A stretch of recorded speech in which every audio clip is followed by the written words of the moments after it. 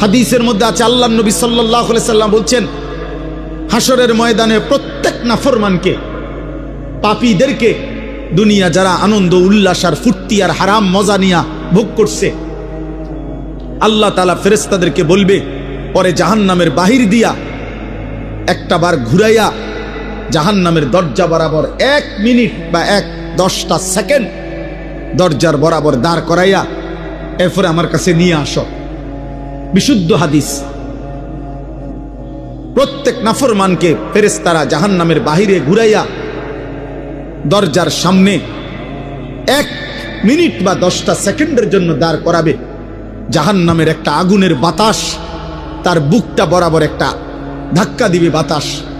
আল্লাহর কসম, নবী বলেন, ফেরেশতা যখন এরপরে ওই নাফরমান ব্যক্তিকে আল্লাহর সামনে আনবে, আল্লাহ তাআলা জিজ্ঞেস করবে, আমার বান্দা, দুনিয়ার হায়াত তো তুমি খুব আরামেই কাটাইছিলা, ঠিক না?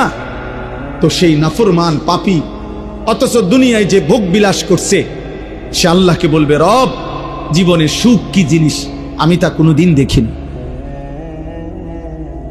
জাহান্নামে এখনো ঢোকে নাই, জাহান্নামের প্রথম বাতাসের ধাক্কা।